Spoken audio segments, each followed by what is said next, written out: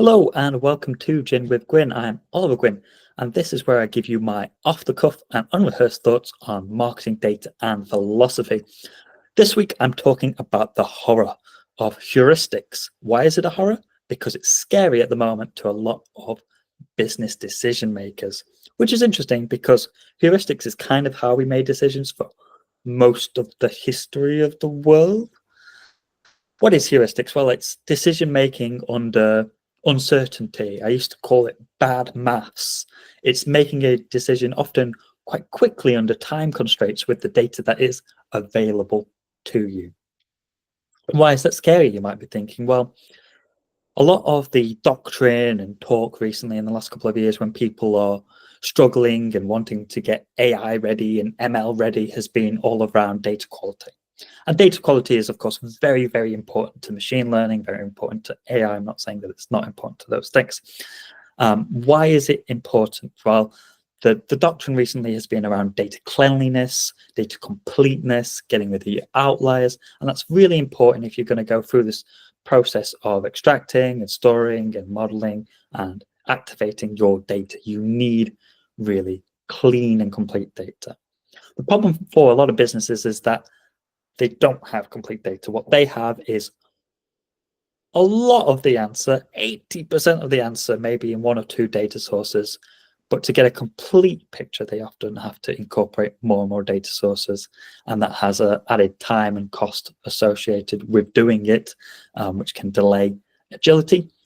And it can, of course, delay the return on investment from data. So I think that while heuristics might seem as if it's counterintuitive to this data world that we're living in, actually, it can complement it really well.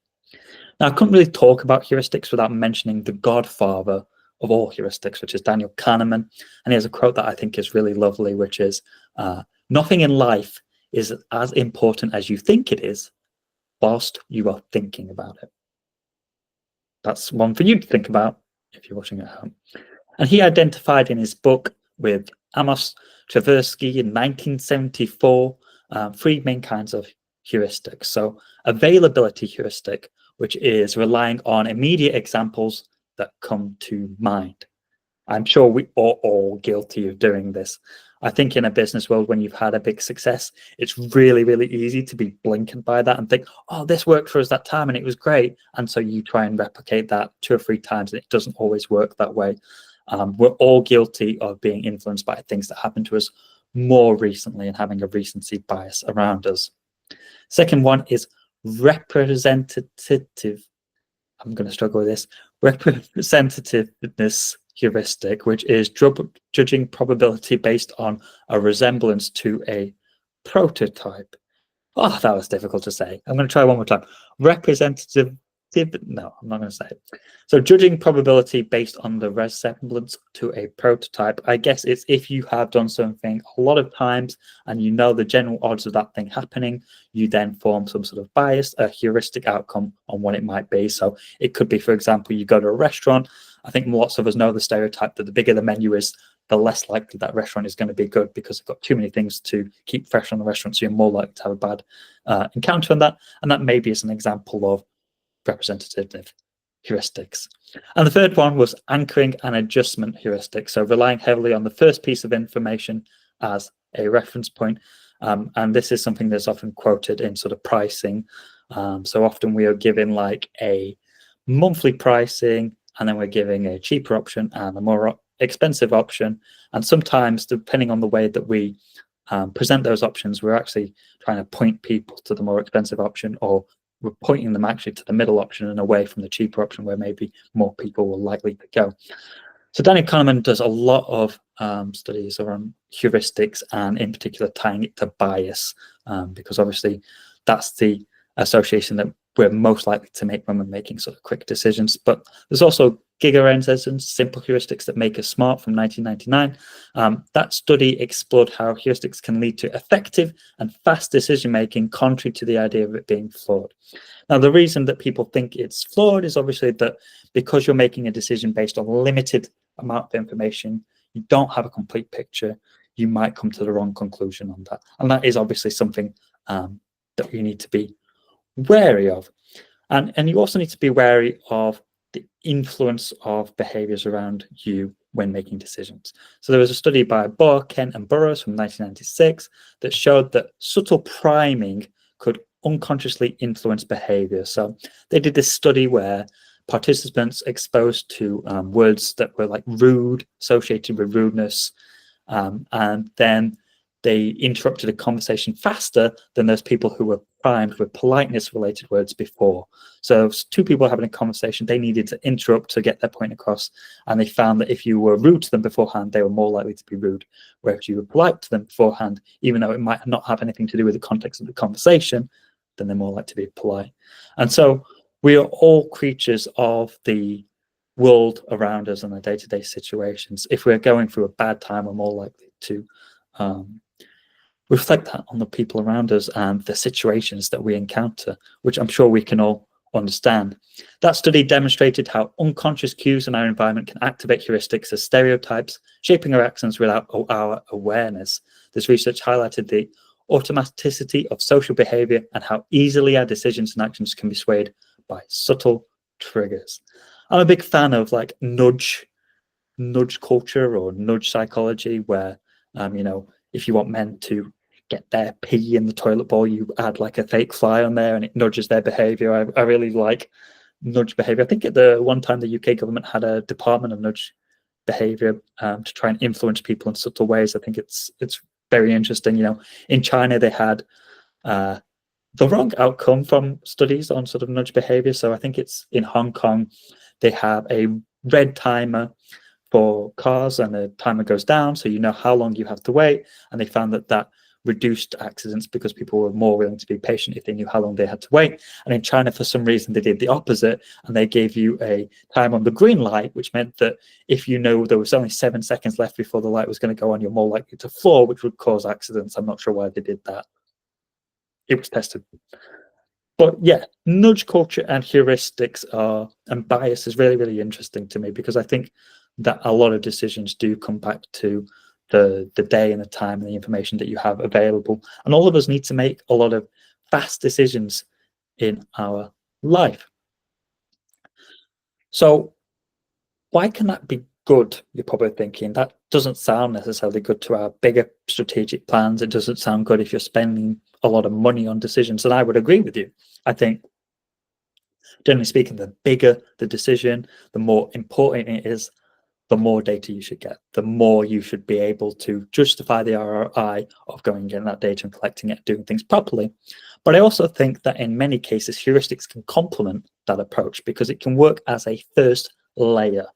So use heuristics where you want to narrow down your focus. Instead of having to extract and automate and model the entire world of data like a lot of companies do, narrow it down. Use heuristics to find some areas that are more interesting to you.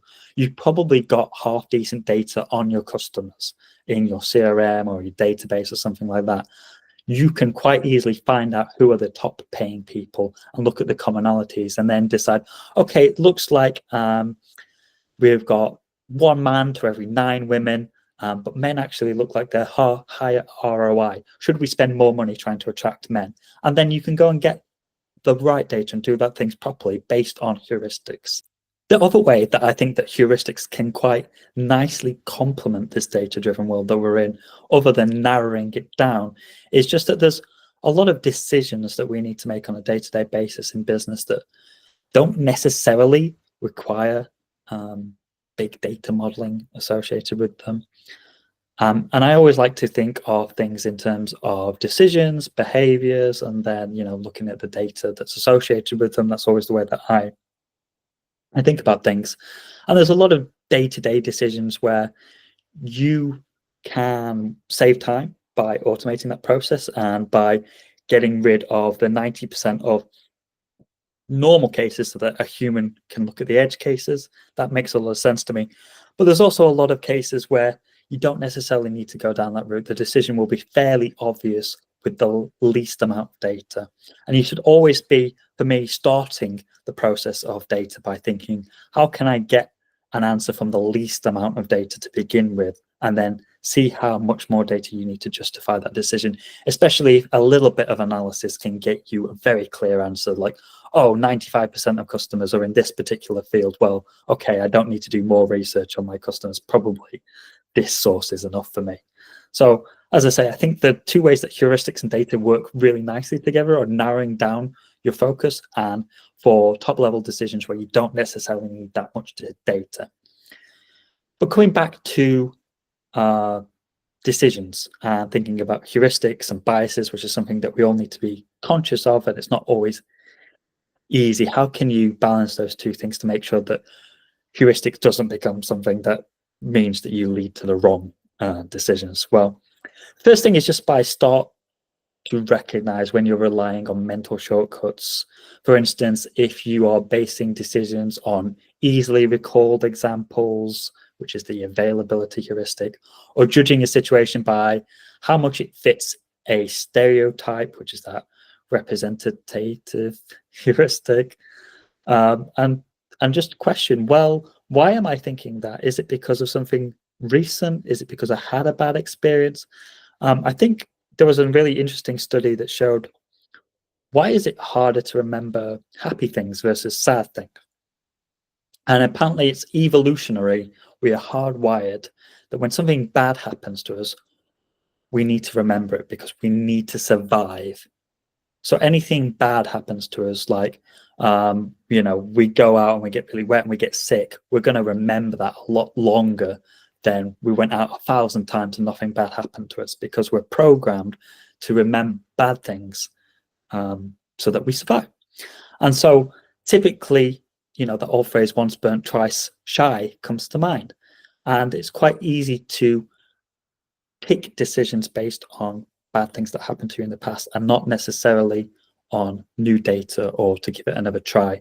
I know it's very difficult as a consultant sometimes when I go in there and I say things to people and they've already tried that option and then they're very, very close to it.